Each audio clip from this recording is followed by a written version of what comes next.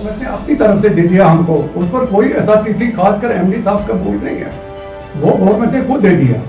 बहरहाल तब से हमारा एरियर्स पड़ा है, जिसमें 6 पे 16 एरियर्स है और डेयरनिक अलाउंस है, जिसका अमाउंट कश्मीर प्रोविंस का बनता है 1.45 करोड़ रुपीज।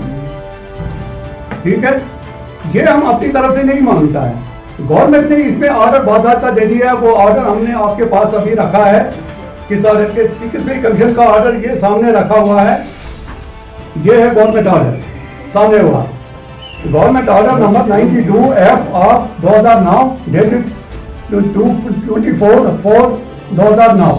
ये है गवर्नमेंट का, तब से इन्होंने 2009 से आज तक ये दिया नहीं 6 पे, ये इनके पास बकाया था।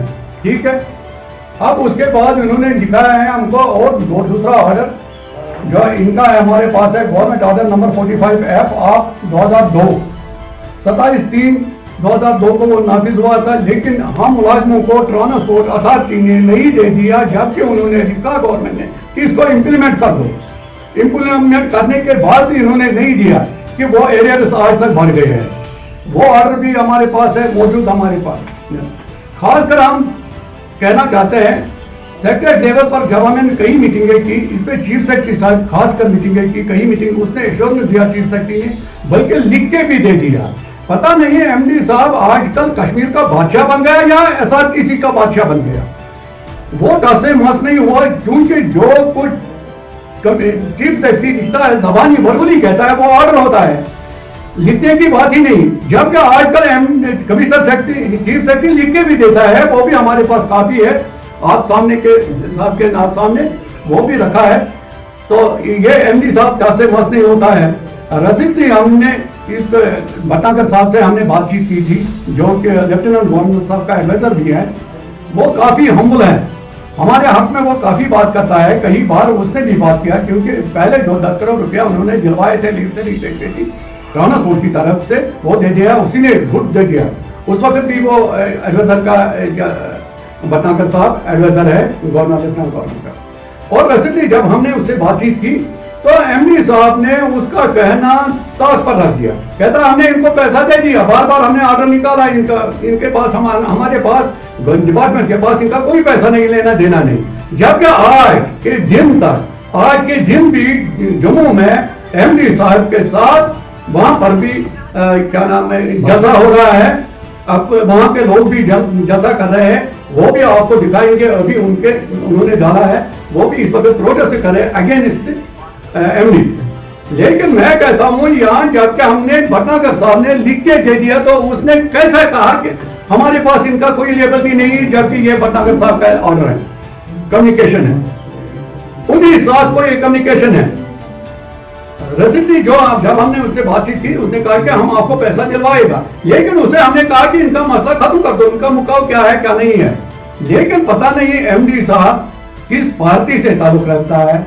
अगर बीजेपी पार्टी से ताल्लुक रखता है तो हम बीजेपी के लोगों जो अथॉरिटी है, इनका हेयर अथॉरिटीज है बीजेपी का, हम उनके सामने भी एक प्रोटेस्ट आज कर रहे हैं कि किसको एमडी बनाया और कैसे बनाया एमडी।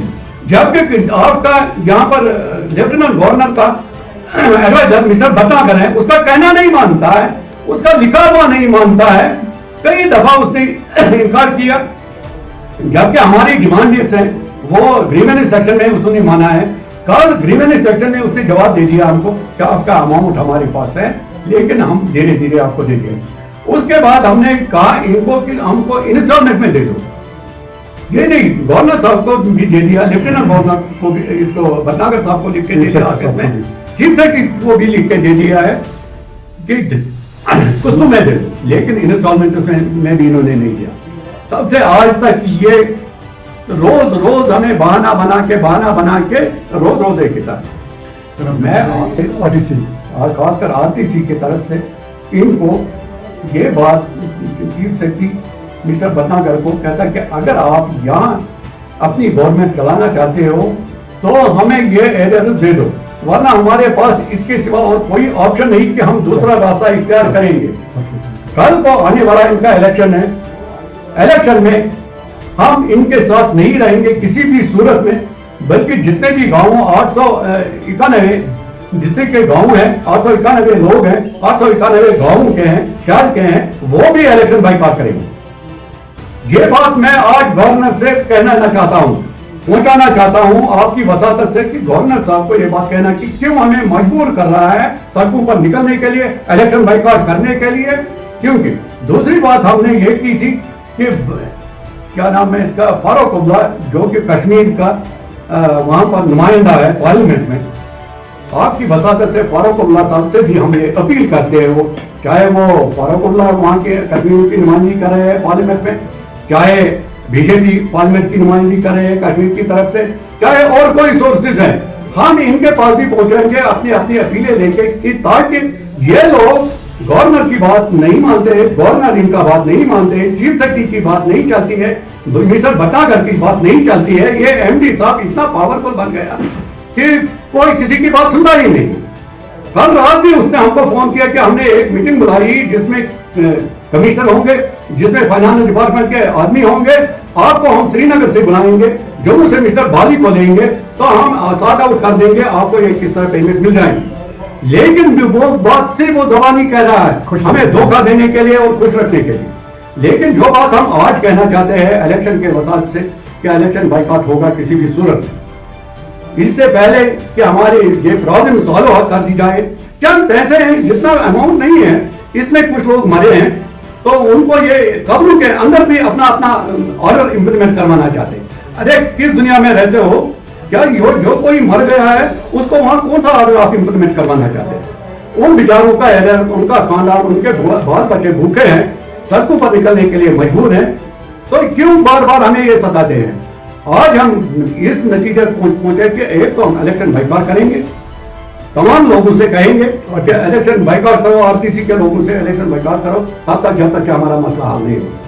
और फिर भी हम गवर्नर से अपील करते हैं कि अगर चंद दिनों के अंदर अंदर हमारा मसला हल नहीं हो सकता तो हम उसके बावजूद भी सड़कों पर निकलेंगे और जो कि लॉ एंड ऑर्डर प्रॉब्लम होगी वो गवर्नमेंट की होगी। दूसरी बात जो हम मिस्टर फारूक अब्दुल्ला से कहना चाहते हैं वो भी हमने रखा है, फारूक अब्दुल्ला, इसमें हमने कहा है कि फारूक अब्दुल्ला हो या जो कोई भी कश्मीर की नुमाइंदगी वहां पार्लियामेंट में कर रहे हैं उनको हम खुसूसी अपील करते हैं और रिटर्न लिख के भी देंगे उनको कि हमारी नुमाइंदगी तुम कश्मीर की करो, ट्रांसपोर्ट की नुमाइंदगी थी तुम वहां पर करो। इतने आर्डर्स हमारे पास है, गवर्नमेंट के आर्डर्स हमारे पास है, चीफ सेक्रेटरी के कम्युनिकेशन हमारे पास है, मिस्टर भटनागर एडवाइजर के कम्युनिकेशन हमारे पास है।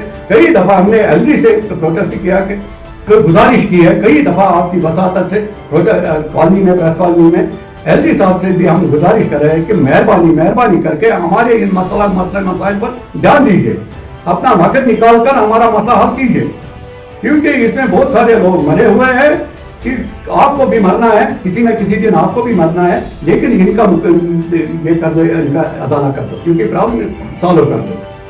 ठीक है ना? इस वक्त जम्मू में भी प्रोटेस्ट चल रहा है आरटीसी का, तो आप लाइव देख सकते हैं।